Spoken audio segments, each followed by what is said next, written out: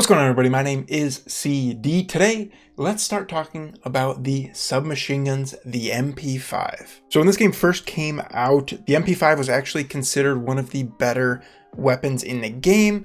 Because the MP5 was so good in Modern Warfare, I think people just translated that immediately, and they thought this would be one of the better SMGs. Now, I do believe it is one of the better SMGs, probably not the best, but we'll save that for a later video. For the MP5, it was a mixture for me of hardcore and core. Again, it was still Nuketown 24/7. I still believe that is probably the best place for these submachine guns because there is just so many engagements. And I do have one gripe about the SMGs in general, but we'll get into that when we talk about the camo challenges. So here is the class that I used for the MP5. We have obviously the MP5, the RPG there as my secondary, and that's one thing to keep in mind if you guys have been watching any of these gold gun videos. If you are going for other weapons gold and you don't have the launchers completed yet, put the launchers on your secondary.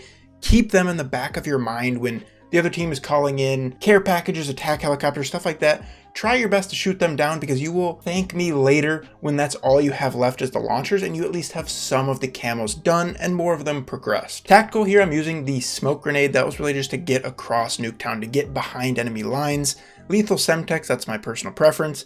And field upgrade trophy system. For the perks is pretty default. This is what I've been using for other guns as well. Flak and Tack, Scavenger Assassin, and then Gung Ho and Ninja. Gung Ho just because it's the SMGs, you want that quick sprint to fire time. For the attachments here on the MP5, this took a little bit of messing around, but I think these were very comfortable for me.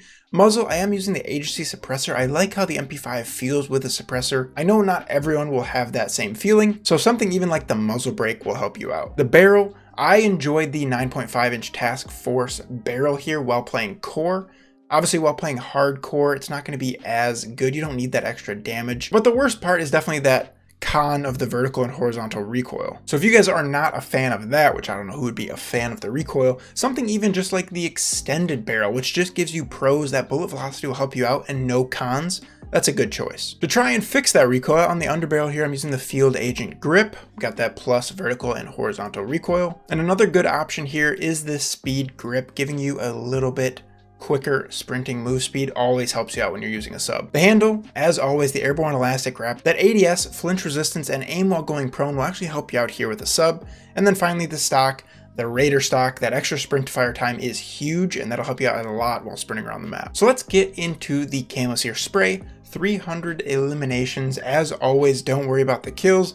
This one's going to come. You're going to probably need to get more than 300 kills to get any of the subs gold anyway.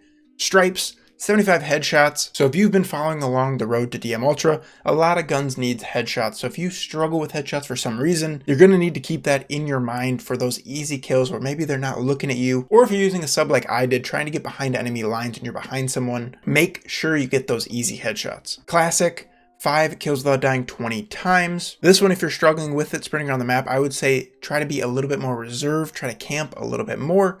Certain game modes might help you out more, maybe like Hardpoint, where you can camp some sort of objective on the map, or even domination. That's mainly what I played, was domination. Geometric, 50 long shots. So this one is a must hardcore for me.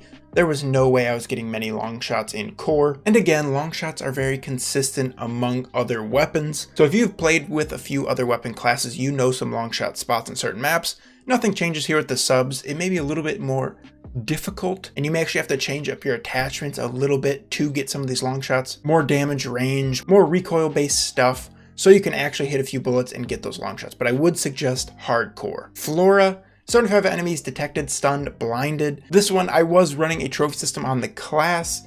If you're struggling with this one, my biggest tips are to run a field mic as your field upgrade. That one will help you out. A UAV, and the HARP. Those will get you detected kills just as you play. And I've noticed this one definitely slowly but surely increasing as I played with the MP5. Next up is possibly the worst camo challenge in the game. So this takes the place of the kills behind cover of other weapons, but instead of that annoying challenge, we get 75 enemies at point blank range. Now, you may think, okay, point blank range with a submachine gun, that makes sense, right? But point blank literally means your gun, your barrel has to be like inside of the enemy, which makes you not able to shoot somebody when you actually see them. You have to run up to them or slide up to them, make sure you are right on top of them and then get that kill. This one for me took the longest time, and my basic strategy was to throw a smoke in the middle of Nuketown, get into the enemy's building, and then go behind their popular camping spots like the top window or in the garage, and come right up behind them and get a couple point blanks a game. This is definitely one that just does not come actively, at least for me. I had to think about this. I had to play entire games around just going for point blanks. And I think the biggest tip there is flanking, getting behind the enemy, and just making sure that if somebody is not facing you and you're coming up behind them, do not shoot them right when you see them.